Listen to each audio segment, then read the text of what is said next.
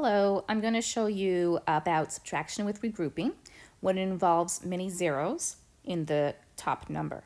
So as you can see, we have 20 minus 4 and 75 hundredths. And already there's an issue because you can't take 5 ones away from 0 ones. And normally, okay, well, then we think, let's regroup. Let's change that 0 into a 10 and change the digit next to it by 1 lower. But we can't go lower than 0. So now we have a problem. So to explain this better, I'm going to draw a place value chart to show you exactly how to get through this question. So we have tens and we have ones. We have our decimal point, and then after the decimal there are tenths and there are hundredths.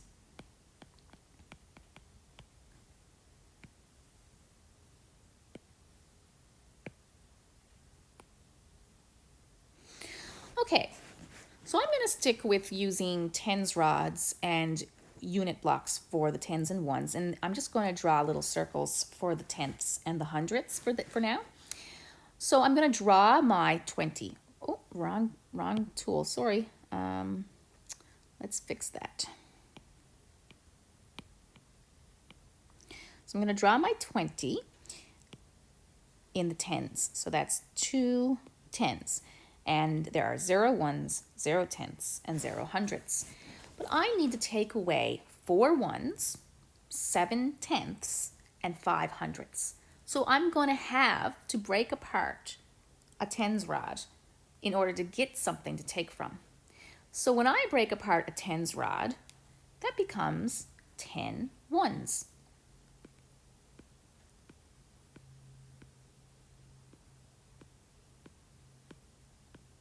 Okay, so now I have something to take the 4 from, but we usually start in the furthest right place value, which are our hundredths. So we got to make sure we can regroup to put something in our tenths and our hundredths. So I know that if I have a 1 and I can break it into pieces, into 10 equal pieces, those will be called tenths. So I had to make 10 equal pieces. I'm just going to use circles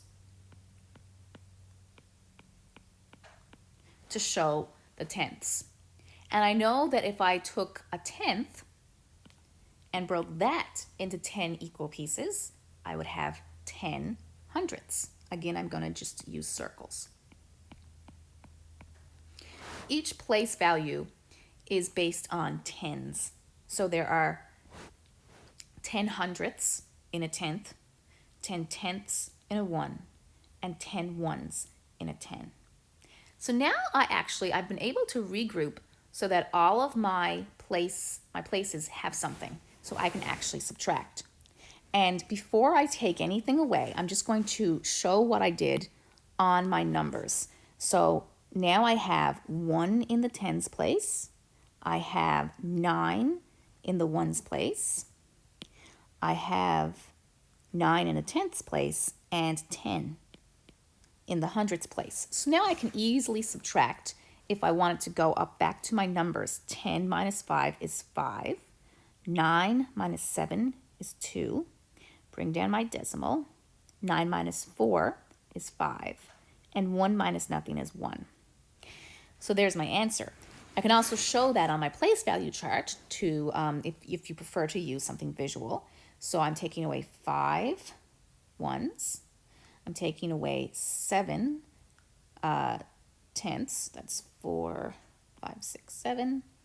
I'm taking away 4 ones and no tens. And what's left over is 1, 10, 5 ones, 2 tenths, and 4 hundredths.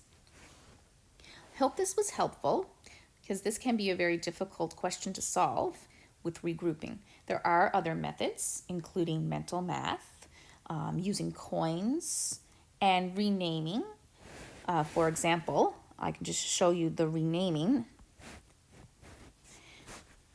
So we had 20 minus, what was it? 4 and 75 hundredths.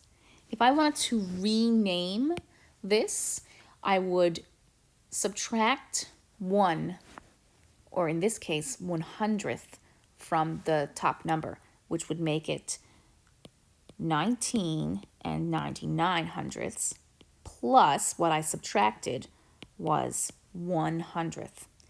Whatever I subtract from that number has to be added to my answer. So 9 minus 5 is 4. 9 minus 7 is 2. Bring down my decimal. 9 minus 4 is 5. And 1 minus nothing is 1. When I add my 100th, I get the same answer that we had on the previous page, 15 and 25 hundredths. So there are more than one way to solve this question, but I want to show you this way in particular because it may be helpful. Thank you.